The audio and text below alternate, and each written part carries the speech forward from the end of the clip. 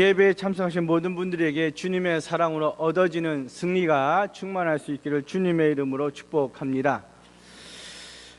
유대인들이 유월절 맞아서 식사를 할 때는 집안의 가장 큰 어른이 그 유월절 식사를 집례하는 게 관례입니다. 성경에 보면 유월절 먹어야 될 음식은 양고기와 쓴나물 이렇게 하고 누룩이 없는 떡 이렇게 이야기를 하는데, 실제적으로 유월절 맞아서 유대인들과 식사를 하면 양고기는 살코기이기보다는 양의 그 정강이 뼈 있는 그 부분을 먹습니다.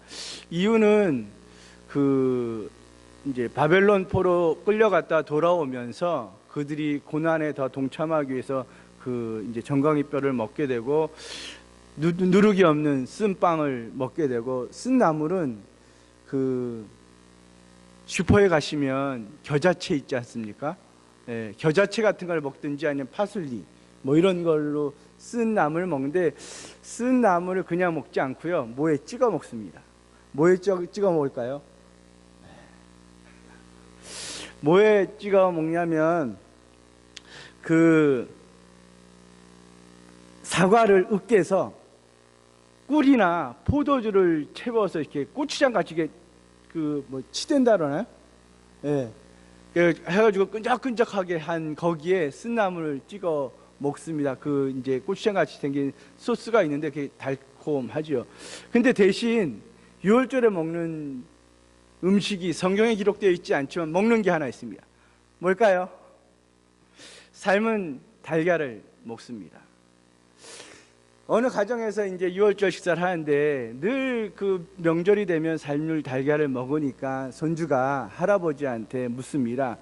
왜 유월절마다 삶을 달걀을 먹습니까? 성경에는 기록되어 있지 않는데. 그랬을 때 할아버지가 손주에게 이렇게 이야기합니다.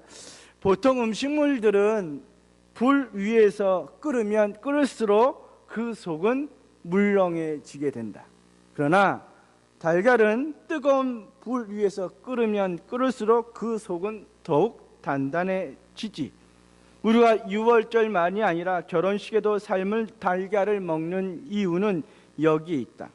세상이 우리를 고통스럽게 하고 수많은 역경이 우리를 절망시키려 해도, 그리고 앞으로 걸어가야 할 길이 힘들고 어려워도 우리 유대인들은 절대 실망하거나 넘어지지 않는단다. 그 옛날 애굽의 노예 생활을 할 때도, 에스라 느헤미야의 성전이 무너졌을 때에도 나치가 우리를 학살하고 못살게 굴었어도 우리는 넘어지지 않았단다. 그래서 우리 유대인들은 참을 수 없는 고통스러운 날이 되면 반드시 삶을 달걀을 먹는단다라고 이야기를 했다고 합니다.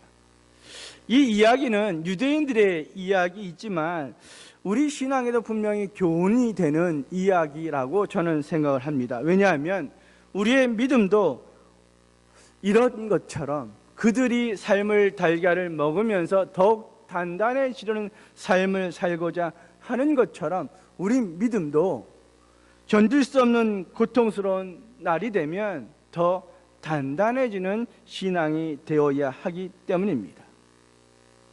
우리의 신앙은 고난 속에서 무너지고 더 물렁해지는 그런 신앙이 아니라 그 시간을 통해 단단해지고 우리의 믿음은 그 고난 속에 증명된다라고 고백하면서 우리의 삶을 추스려야 한다는 것이죠. 물론 우리는 고난이 없는 인생을 꿈꾸고 절망이나 숨을 쉴 수 없을 만큼의 그런 인생으로 몰리지 않기를 바랍니다.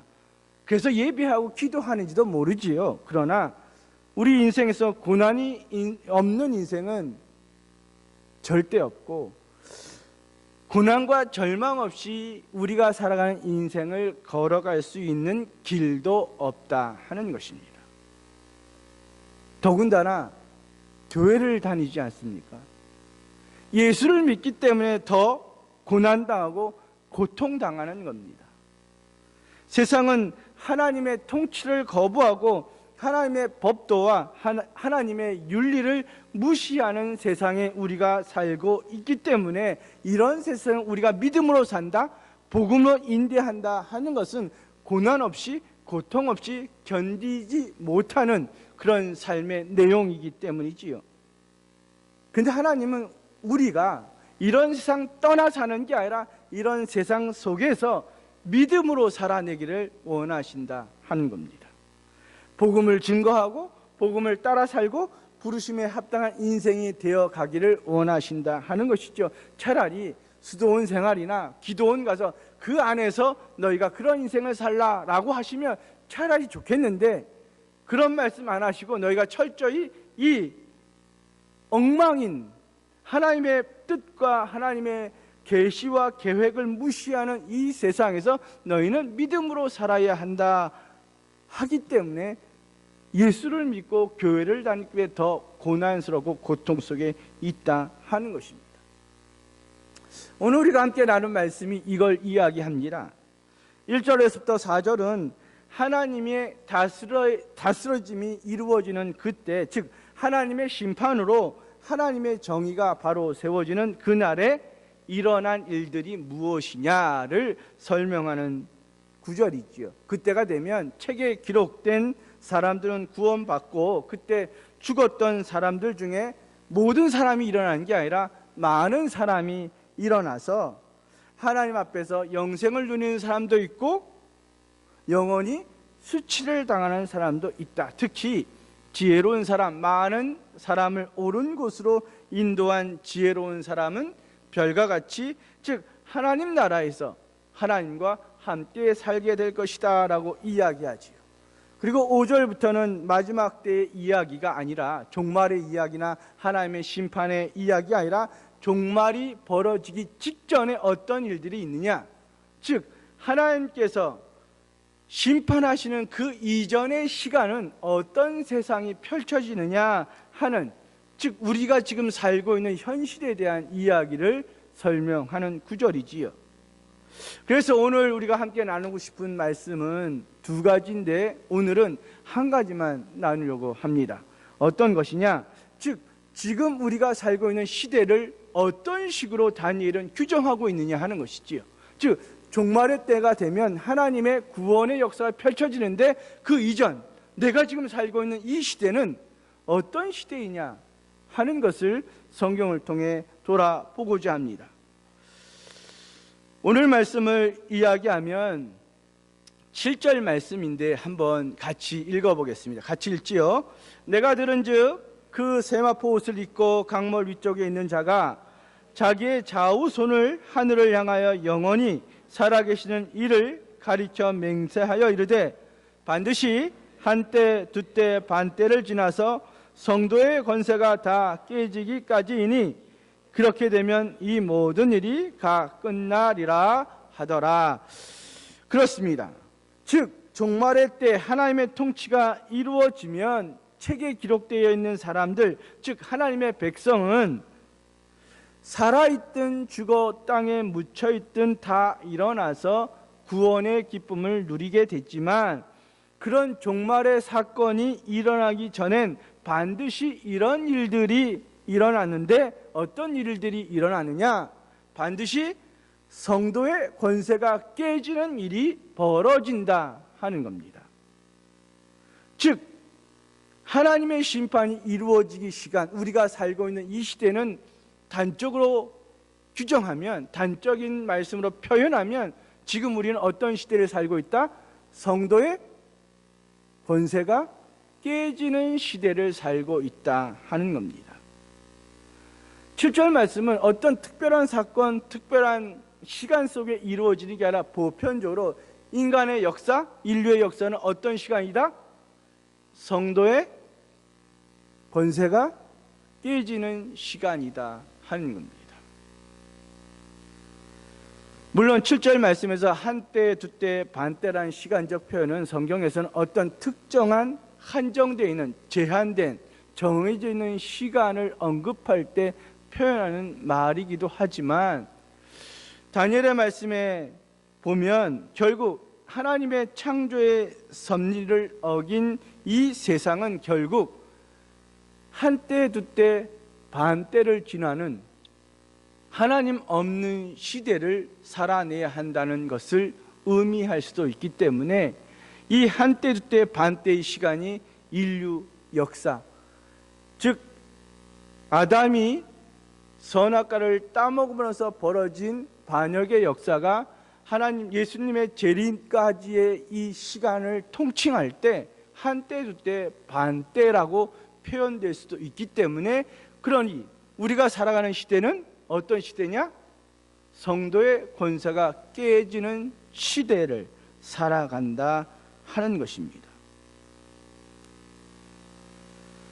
우리 인생이 어떤 사건 때문에 힘들고 어렵고 그 사건이 해결되기 전까지 모든 것이 깨지는 형편일 수도 있지만, 우리의 삶 자체가 성도의 권세가 깨지는 인생을 산다라는 의미가 된다는 것입니다.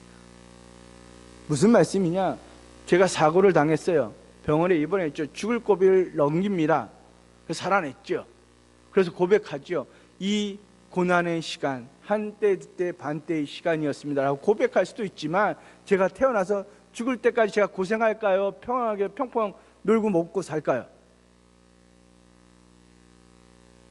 놀고 먹게 생겼어요?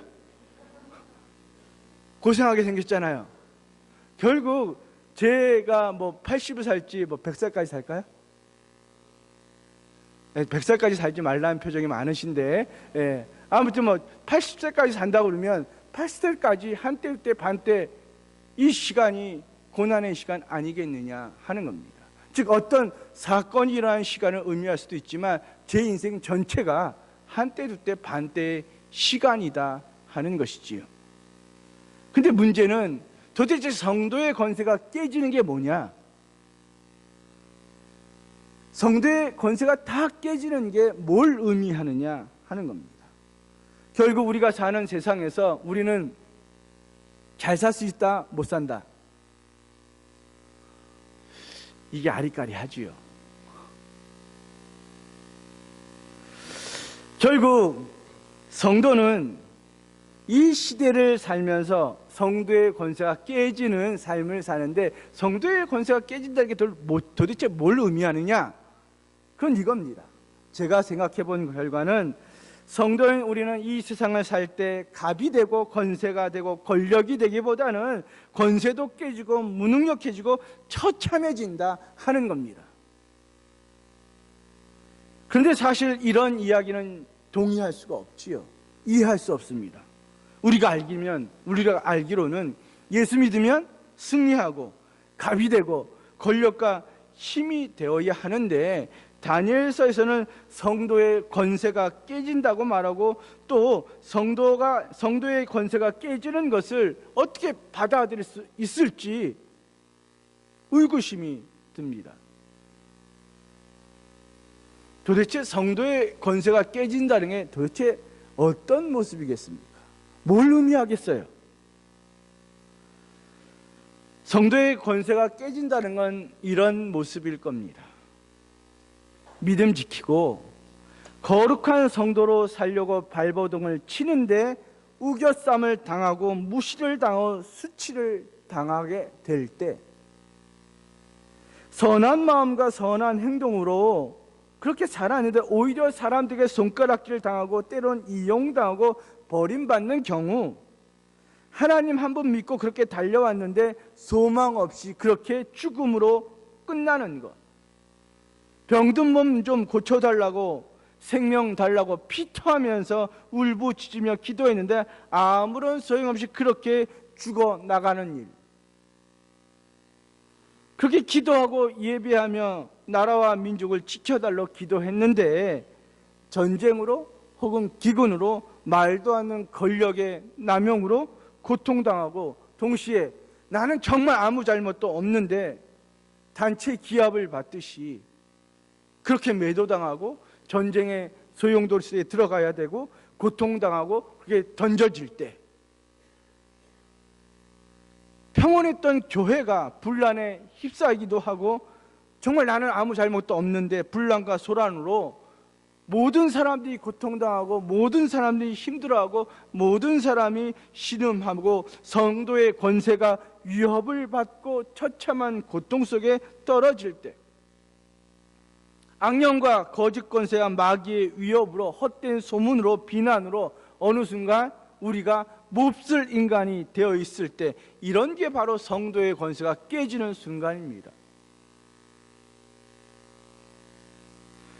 사실 우리는 성도로 살면서 대접받고자 한 적은 없습니다. 교회 다니면서 대접받기를 원하셨나요? 많이 원하셨군요. 우리가 예수를 믿으면서 교회를 다니면서, 더군다나 이 마포교회를 다니면서 대접받겠다, 이런 생각은 꿈도 못 꾸지 않겠습니까? 그죠? 예. 그런 생각 없습니다. 그러나 적어도 내가 교회를 다니면서 내 신앙은 인정받고 싶은 마음은 갖고 삽니다. 내 신앙, 내가 예수 믿는 것, 진실한 것, 참된 것 인정받고 싶지요. 그런데 그 신앙마저 흔들리고 그 신앙마저 인정받지 못하는 그런 불안감 같은 현실을 만납니다. 그럴 때가 있지 않습니까? 정말 열심히 살았는데, 다른 건 몰라도 대접받고 다는 생각은 없는데, 그냥 내 신앙 진실하다, 참되다는 인정받고 싶은데 그렇게 매도당하고 버림받고 손가락질 당하는 현실을 만나지 않습니까? 안 그래요? 저만 그래요? 저는 이런 경험 있습니다. 많지요. 좀 우아하고 기티나게 좀 이렇게 신앙생활하고 싶은데, 예? 어느 순간 싼티나게 행동할 수밖에 없는 그런, 예? 불안감 같은 사건들과 현실을 만날 때가 있지 않습니까? 더군다나 이런 경우보다 더 황망한 경우를 만날 수도 있습니다. 어떤 황망함이냐? 성도의 권세가 깨질 때 세상이 추악하고 내 주위에 있는 사람이 나쁜 사람들이 많아서 성도의 권세가 깨질 때는 그래도 좀 이해할 만합니다. 근데 이 경우는 이해가 안 됩니다. 어떤 경우냐? 하나님의 침묵과 하나님의 외면 때문에 성도의 권세가 깨질 때가 있기 때문입니다.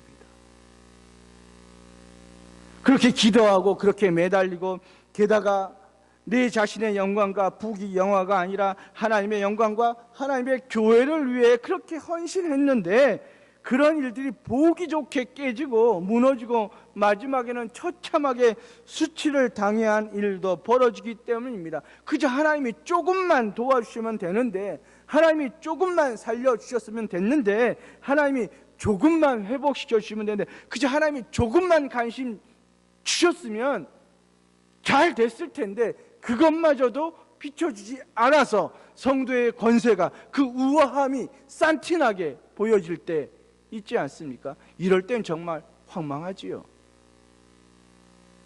존 파이퍼라는 사람이 있습니다. 그 사람의 책에 우리는 하나님의 팁만 받아도 이 세상에서 억만장자로 산다, 그런 구절이 있습니다. 그렇지 않아요? 하나님이 그냥 팁 조금만 줘도 우아하게 살 수 있는데, 하나님이 그것마저도 보여주지 않을 때, 그때는 정말 황망하지요. 그런 현실 때 참 아픕니다. 믿음으로 살려고 발버둥 쳤는데 내 가정이 아플 때도 있고요. 교회가 신음하는 소리를 우리가 들어야 할 때도 있고요. 내 인생이 처량해서 내 인생의 아픔을 느낄 때도 있습니다. 마치 성도의 권세가 깨져 나간 것처럼 말입니다.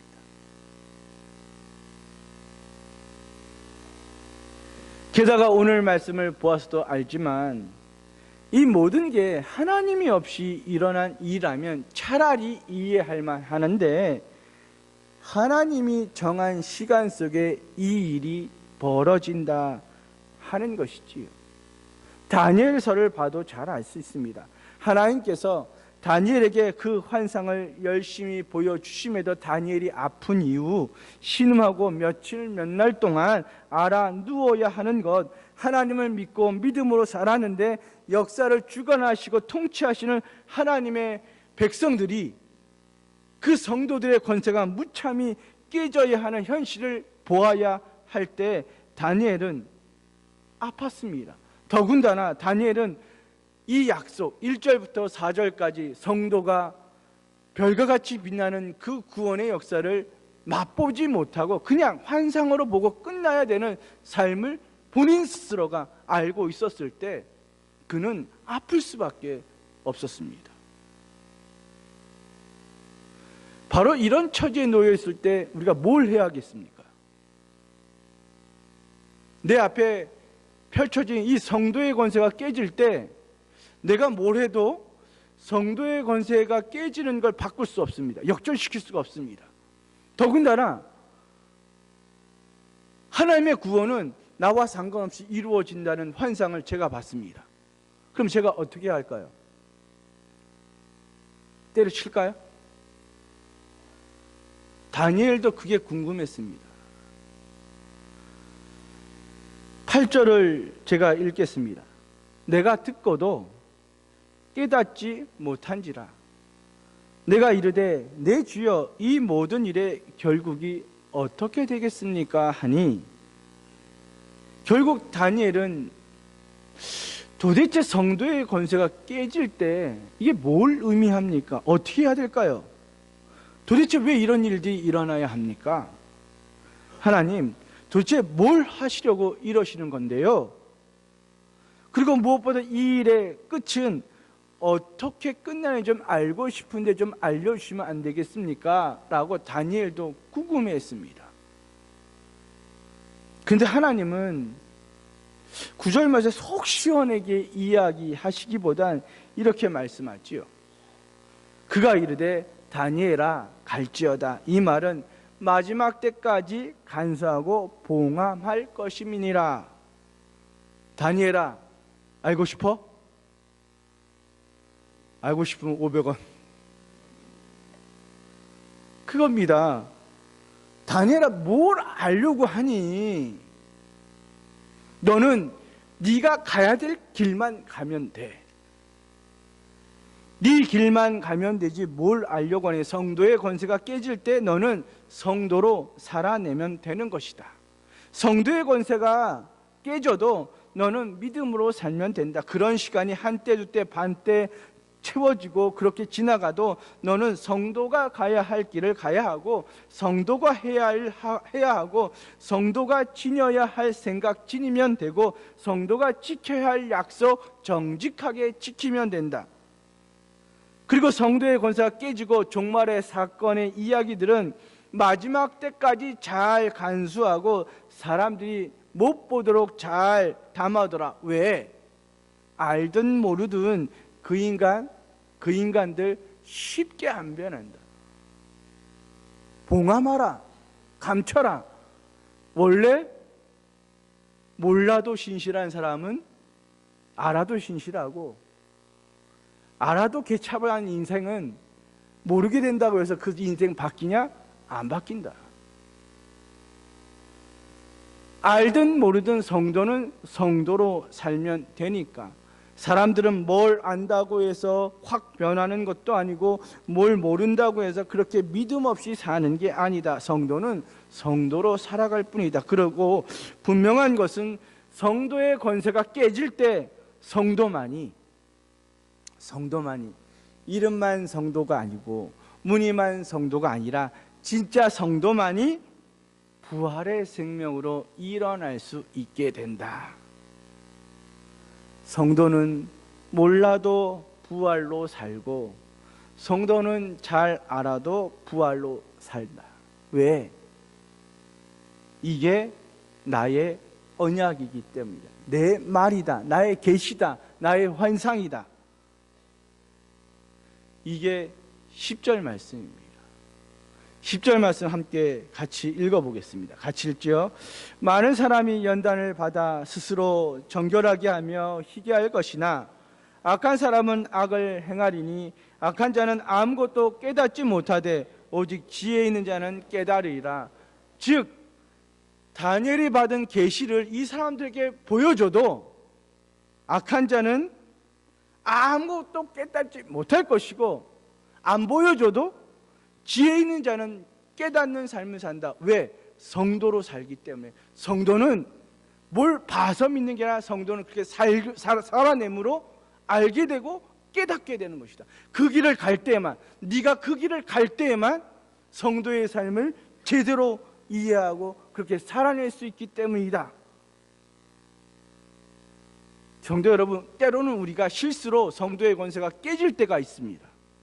때로는 악한 세력의 억압 때문에 성도의 권세가 깨지기도 하지요. 또 어떨 때는 하나님의 침묵 때문에 성도의 권세가 깨지기도 합니다. 근데 중요한 건 이것입니다. 어차피 우리가 이 세상 살 때 성도의 권세 깨집니다. 안 깨지려고 노력해봤자 성도의 권세는 깨진다. 그러나 우리의 권세는 깨지나 하나님의 권세는 깨지지 않고, 우리는 우겨쌈을 당하나 하나님의 영광은 오염되지 않으며, 우리의 약속은 어기지만 하나님의 약속은 반드시 지켜진다 하는 것입니다. 즉 성도의 권세가 깨지나 그 깨짐 속에 믿음을 지킨 사람은 2절과 3절의 말씀처럼 하나님의 능력으로 하늘의 별처럼 영광스러운 부활의 생명으로 일어선다. 그러니 너는 그런 일들이 어떻게 될지 구경꾼 되지 말고 역사의 현장에서 성도의 삶을 살아가는 진짜 성도가 되라. 그러면 너는 깨달음을 얻을 것이다 하는 게 오늘 말씀의 핵심입니다.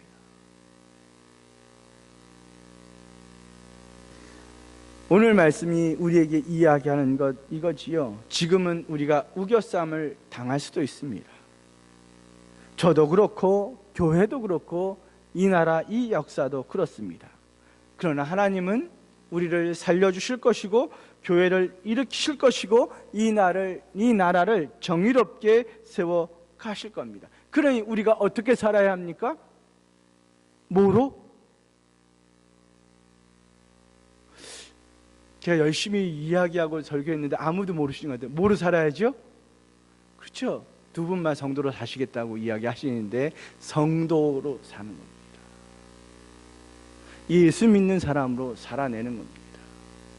누가 뭐라든 어떤 일에 대해 지식이 있든 없든 하나님의 계시에 대한 깨달음이 없든 있든 성도로 살면 그 길을 가면서 깨달음을 얻게, 진리를 발견하게 될 것이다. 그래서 그 진리로 많은 사람을 옳은 대로 인도해서 하늘의 별과 같이 빛나는 지혜로운 사람이 된다 하는 것이 다니엘서가 우리에게 이야기하는 말씀인 것입니다.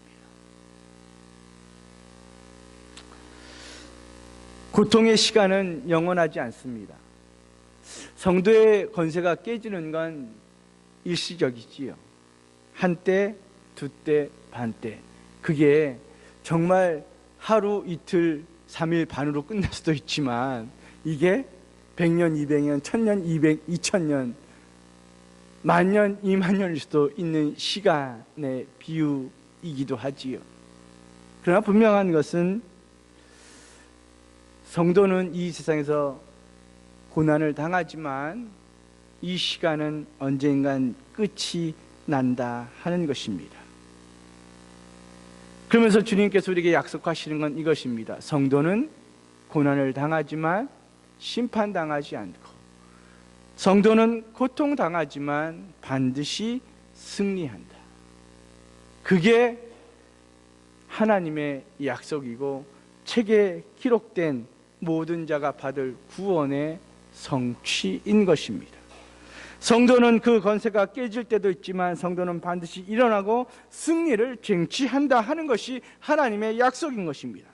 고난의 시간에 자기를 돌아보며 그 시간을 통해 많은 사람을 옳은 대로 인도할 수 있는 사람, 그러나 악인은 그렇지 않지요. 자기를 돌아보지 않습니다. 사람들을 옳은 대로 인도하기보다는 자기만 살려고 하고 자기 행위를 포장하고 변명하고 정당화하려고 합니다. 그리고 무엇보다 말만 하지 행동하지 않고 자기를 포장할 뿐이지 사람들을 위해 희생하지 않습니다.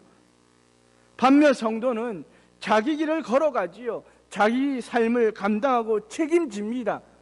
자기 삶에 있어서 누가 보든 안 보든 성도의 삶을 살고 많은 사람들을 옳은 대로 인도하려고 침묵하지 않는 양심으로 소리치며 살고 그 일을 위해서 자기를 베어내는, 자기를 희생하는 삶을 삽니다. 이게 성도인 것이지요. 하나님께서 오늘 말씀을 통해 우리에게 이야기하는 건 이것입니다. 분명히 성도의 권세가 깨져 낙담할 때가 있습니다. 지금 우리가 살아가는 이 시대가 우리를 낙담하게 하는 시간일 수도 있습니다. 내 스스로도 그럴 수도, 교회가 그럴 수도 있고 이 한국 땅이 그럴 수 있습니다. 그럴 때 어떻게 살아야 할까요? 잘 살아야 합니다. 성도로. 그래서 많은 사람들을 옳은 곳으로 인도할 수 있는 성도, 그래서 구원의 약속을 성취해가는 성도, 바로 그 삶이 하나님께서 오늘 우리에게 원하시고 바라시는 삶의 모양인 것입니다. 아무쪼록 오늘 말씀을 통해 성도의 권세가 깨질 때 실망되시겠지만 낙담하지 마시고 우리를 부활의 생명으로 일으켜 주시는 주님을 믿으며 삶은 달걀처럼 더 단단해질 수 있기를, 물렁해지고 물처럼 변한 인생이 아니라 달걀처럼 더 그 안이 단단해질 수 있는 우리의 신앙 될 수 있기를 주님의 이름으로 소망합니다. 기도하겠습니다.